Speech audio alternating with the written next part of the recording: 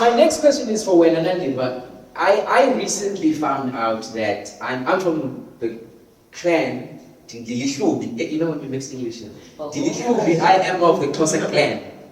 And I recently found out that originally, Amahlubi were from the northeast of what is now known as modern day Durban. For years, I always thought Xhosa people were from the Eastern Cape is ours. I never knew we were from outside of this. So I guess my question is, where do Xhosa people come from? Thank you very much for that. Xhosa are part of the Nguni speakers that date back from the early Iron Age and lived in northeast Africa. The Nguni people moved from that area around AD 1000, and they moved because of the drought and also other social disruptions that were there. When they settled in Southern Africa, they lived in small groups so that they can be able to deal and strategize about the challenges that they faced. And the social disruptions were caused by control over land, water, cattle, and other resources. And those disruptions created a war that is called P.A.S.T, that was very devastating. And P.A.S.T moved people from the Natal region, and because they had fear and they were insecure, so they had to move from that area. Xhosa moved southeast, where they would actually find comfort. The Xhosa, which included the Galeka, Ngqiga, Ndlambe, and Dushane clans, the Tembu, and the Pondo, were the first group of early Nguni immigrants to settle in southern Africa. However, these groups were later joined by other groups of Nguni speakers which Shaka the Zulu monarch pushed out of Zululand during Mfecane. When peace were declared, some of them went back to Zululand while the others were absorbed into the Xhosa country and were known as the Mfengu. The Xhosa nation owes much pride to its early immigrants who served as its foundation.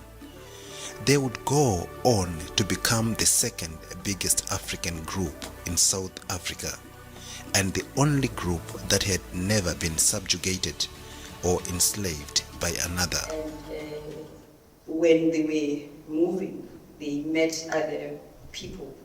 That is why we have so many subgroups of Xhosa, because they had to adapt to the rules and culture of wherever that they found in that particular area. And that is why even now we've got a diverse culture. You see the way Xhosa adorn themselves, the way they dress, that it's very diverse. To fully understand the Xhosa origins, we must look at the history of the Southern Nguni, who intermarried with Khoi and maintained their circumcision. They expanded southward in search for land, encountering Khoisan-speaking peoples as well as Cape colonists who moved northward to find fertile soil. After a century-long war, the Cape Colony conquered the Xhosa peoples and acquired their territory. But a catastrophe that struck in the middle of the 1850s was what ultimately snapped the determination of the Xhosa people. A little girl named Nongqawuse saw in her vision the ancient warriors emerging from the reeds encircling the pool she was staring into. They persuaded her to advise the Xhosa people to purify themselves by killing all of their cattle, destroying all of their grain and not growing any crops because they had been cleansed of witchcraft. Since the ancient warriors themselves would arrive to push them out, this move would also aid in the eradication of the white settlers. Promoted by her uncle Mhlagaza, Nongause's prophecy swiftly spread across the populace like wildfire. About 20,000 people starved to death in the aftermath, and an additional 30,000 were dispersed among the white farms in the periphery, where they looked for jobs to supplement their food supply. Yet Xhosa culture, yes, endured despite this catastrophe and the devastation it caused. Thank you so much. You can hear all the comments are like, I know myself now. I do want to ask, when you say as far as the northeast, so country-wise, northeast of Africa, where furthest northeast would Xhosa people have come from? You would say the Cameroon? Cameroon. Did you know you have Cameroon in you guys? I love how you mentioned how Xhosa people dress, because even here in the museum, there is a very strong, I guess, preservation of Xhosa culture. Geraldine, is that because we are in the Eastern Cape, or is that just because you love Xhosa people as a director? Both. But did you know that we have one of the most representative collections of beadwork of Xhosa-speaking people in this museum? Yeah. I did not know that. Do you know that? And we have pieces dating back to the 1800s. Yeah, and the beadwork that we have gives a very important social commentary on the lives of the people who made and used that beadwork. And that's not all. Some of this beadwork has been exhibited in Germany and in the United States of America. So where do you get the beadwork from? Like in terms of how do you select, in terms of this collection, how do you select which beads? Okay, so the collections come to us in various ways. People donate, so donations are very important from the community. Researchers go and do research, and then they collect while they're doing research. We don't steal. You said that like it was a scandal. No. I just want to clear that up now. So that's how these items have been acquired over many years, in fact over 100 years, because our museum actually started on the 19th of July 1921. A group of interested people got together and they wanted to form a society, and they did, and it was called the East London and Border Museum Society. And in fact, it was on the 28th of November 1924 that the society became the East London Museum.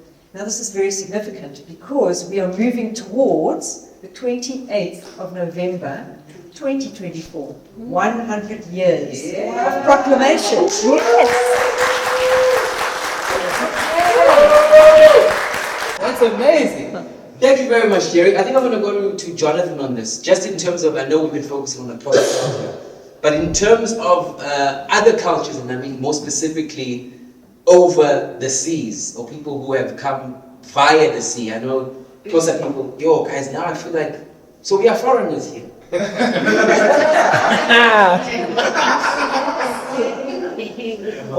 me a moment, can we take an ad break?